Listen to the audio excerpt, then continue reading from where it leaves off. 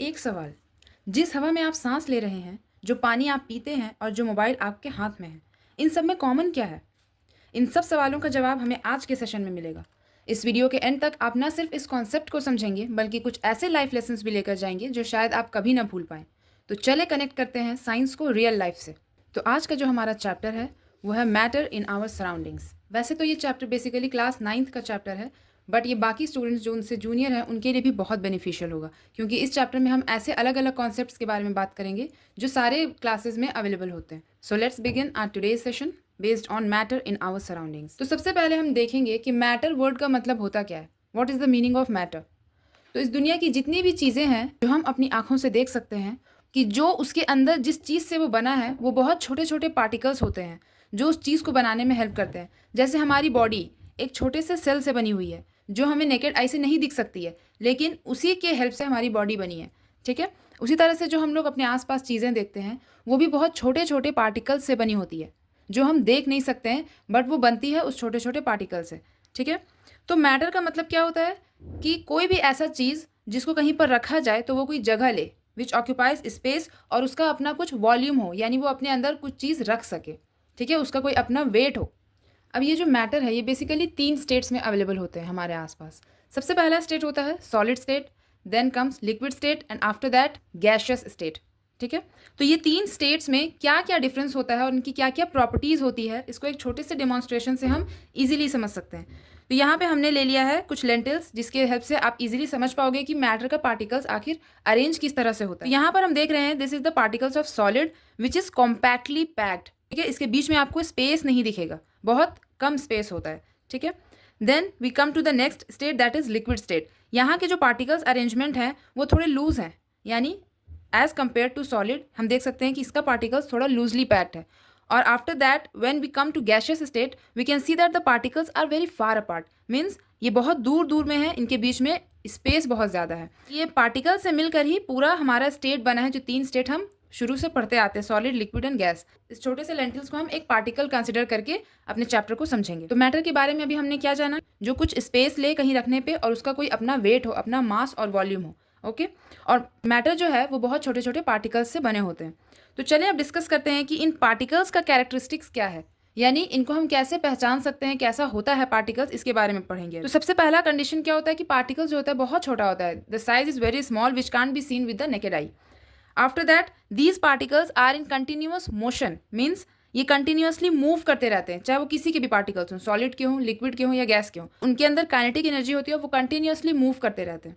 और लास्ट क्या है कि ये जो पार्टिकल्स हैं इनके बीच में अट्रैक्शन होता है। अट्रैक्शन का मतलब क्या होता है, एक दूसरे की तरफ ये अट्रैक्ट होते हैं। अगर ये अट्रैक्ट ना हो तो ये मैटर एग्जिस्ट ही नहीं करेगा। These 3-4 points states the characteristics of particles. Now let's compare the different properties of these states of matter one by one. सबसे पहला प्रॉपर्टी होता है मैटर का शेप। ठीक है, तो शेप क्या होता है, जो सॉलिड है उसका शेप फिक्स्ड होता है। ओके, लाइक ये एक पेन है और ये सॉलिड स्टेट में है। अगर हम चाहें कि इस पेन को इस बाउल के अंदर डाल दें, ठीक है, if you want to put it inside the bowl, तो क्या ये इसके अंदर पूरा फिट हो पाएगा?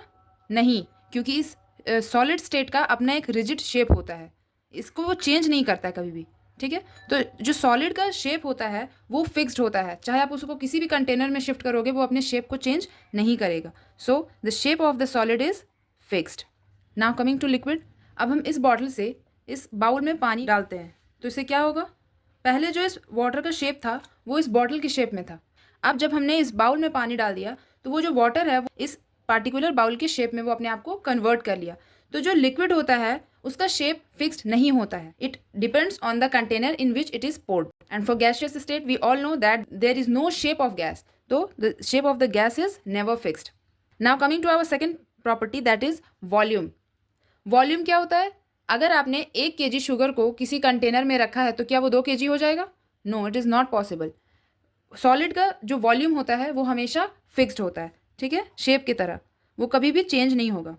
उसी तरह से लिक्विड की बात करते हैं अगर, तो क्या बॉटल से बाउल में लिक्विड को डालने के बाद 1 लीटर ऑफ वाटर डालते हैं तो क्या वो 2 लीटर हो जाएगा? नहीं, वॉल्यूम फिक्स्ड होगा। तो volume of liquid is fixed but volume of gas is not fixed. अब आते हैं हमारे थर्ड प्रॉपर्टी में, जो कि है पार्टिकल्स अरेंजमेंट। यहाँ पे हम देख सकते हैं कि सॉलिड का जो पार्टिकल्स है वो बहुत ही क्लोजली पैक्ड है। ठीक है, इसमें बिल्कुल भी स्पेस नहीं है या फिर ना के बराबर स्पेस है। अब हम आते हैं लिक्विड में। लिक्विड के पार्टिकल्स में थोड़ा सा इंटरमॉलिक्यूलर स्पेस है, ठीक है, एज कंपेयर टू सॉलिड। तो इसको हम क्या लिख सकते हैं, लूजली पैक्ड। और अब हम देखते हैं अगर गैसियस स्टेट में, तो ये गैस के जो पार्टिकल्स हैं ये वेरी फार अपार्ट हैं, तो ये इसको हम क्या लिखेंगे, फार अपार्ट। इनमें बहुत ज़्यादा स्पेस होते हैं as compare to previous two states. Now coming to our fourth property, intermolecular force of attraction, यानी इन पार्टिकल्स के बीच में जो अट्रैक्शन होता है वो कैसा होता है। तो सॉलिड में अट्रैक्शन बहुत ज़्यादा होता है, तभी ये पैक होता है, ठीक है। जितना ज़्यादा अट्रैक्शन होगा उतना ज़्यादा पार्टिकल्स आपस में क्लोज होंगे, ठीक है। तो सॉलिड में सबसे ज़्यादा होता है मैक्सिमम, लिक्विड में एज कंपेयर टू सॉलिड थोड़ा कम होता है, तो इसको हम लिख सकते हैं मॉडरेट, और गैस में बहुत ही कम होता है, तो इसको हम क्या लिख सकते हैं, लीस्ट, ठीक है। अब आते हैं हमारे नेक्स्ट पॉइंट में, दैट इज इंटरमॉलिक्यूलर स्पेस, यानी मॉलिक्यूल्स के बीच में, पार्टिकल्स के बीच में स्पेस कितना है। तो ये तो हम सब जानते हैं, सॉलिड में सबसे कम स्पेस होता है, ना के बराबर स्पेस होता है, तो इसको हम क्या लिख सकते हैं, नेग्लिजिबल। और फिर लिक्विड में हम देखते हैं कि उससे थोड़ा सा ज़्यादा स्पेस होता है, तो हम इसको लिख सकते हैं वेरी लिटिल। फिर आते हैं गैस में। गैस में तो बहुत ज़्यादा स्पेस होता है, तो इसको हम लिख सकते हैं most. Coming to our next point, that is compressibility. Compress करने का मतलब होता है किसी चीज़ को प्रेस करना, दाबना, ठीक है। और कभी कभी कंप्रेस करने की वजह से क्या होता है कि कुछ चीज़ें टूट जाती है या कुछ चीज़ों का स्टेट चेंज हो जाता है। तो सॉलिड जो है ये क्योंकि बहुत हार्ड होता है, बहुत रिजिड होता है, तो ये अपने स्टेट को चेंज नहीं करता है in most of the cases. तो ये ब्रेक कर जाता है, टूट जाता है, बट अपने शेप को चेंज नहीं करता है। तो इसमें कंप्रेसिबिलिटी में क्या हो जाएगा, नेग्लिजिबल। लिक्विड को प्रेस किया जा सकता है कुछ हद तक, एज कंपेयर टू सॉलिड वो थोड़ा सा प्रेस हो सकता है, तो इसको हम क्या लिखेंगे, very little. And then we come to the next state, that is gaseous state. इसमें कंप्रेसिबिलिटी बहुत ज़्यादा होती है, तभी जो लिक्विफाइड पेट्रोलियम गैस हम लोग घरों में यूज़ करते हैं, एलपीजी गैस, उसको कंप्रेस करके सिलेंडर में डाला जाता है और उसको फिर लिक्विड फॉर्म में वो चेंज हो जाता है, और फिर जब उससे रिलीज होता है तो वो गैसियस स्टेट में रिलीज होता है। Now next point is diffusion. Diffusion process सबसे पहले आपको समझना है कि होता क्या है। डिफ्यूजन का मतलब होता है कि पार्टिकल्स आपस में मिक्सअप हो जा रहे हैं, जैसे लिक्विड के पार्टिकल्स गैस से मिक्स हो जा रहे हैं, या गैस के पार्टिकल्स लिक्विड से मिक्स हो जा रहे हैं, या लिक्विड के पार्टिकल्स आपस में मिक्स हो रहे हैं, ठीक है। तो किसी भी स्टेट का पार्टिकल जब आपस में मिक्स होता है तो उस प्रोसेस को हम क्या कहते हैं, डिफ्यूजन। तो डिफ्यूजन का मतलब क्या हुआ, movement and mixing of particles from a region of high concentration to low concentration, यानी जिधर ज़्यादा कंसंट्रेशन है उस तरफ से मूवमेंट शुरू होगा, किधर होगा, लो कंसंट्रेशन की तरफ, ठीक है। तो ये होता है डिफ्यूजन का प्रोसेस। तो डिफ्यूजन सॉलिड में तो पॉसिबल है ही नहीं, बहुत स्लो होता है, अगर होता भी है तो बहुत स्लो होता है, तो इसको हम लिख सकते हैं स्लोवेस्ट। और लिक्विड में हम क्या लिख सकते हैं, मॉडरेट। और गैस में सबसे ज़्यादा डिफ्यूजन होता है। गैस के पार्टिकल्स क्योंकि ज़्यादा मूवमेंट होता है, उनमें ज़्यादा काइनेटिक एनर्जी होती है, तो वो ज़्यादा स्पीड से डिफ्यूज करते हैं एक दूसरे से। अब लास्ट जो प्रॉपर्टी है हमारा वो है फ्लूइडिटी। फ्लूइड वर्ड जो होता है इसका मतलब होता है ऐसी कोई भी चीज़ जो फ्लो कर सके, विच कैन फ्लो। फ्लूइड्स में बेसिकली हम लोग लिक्विड और गैस को ही कंसिडर करते हैं, ठीक है, क्योंकि यही दो चीज़ें जो फ्लो करती है। तो लिक्विड और गैस फ्लूइड्स के कैटेगरी में आता है। तो फ्लूइडिटी का मतलब क्या होता है कि वो कितना ज़्यादा फ्लो कर सकती है, ठीक है। तो सॉलिड में तो ये पॉसिबल ही नहीं है, लिक्विड में पॉसिबल है और गैस में पॉसिबल है। So with the help of this chart you can easily understand the differences and properties of solid, liquid and gas.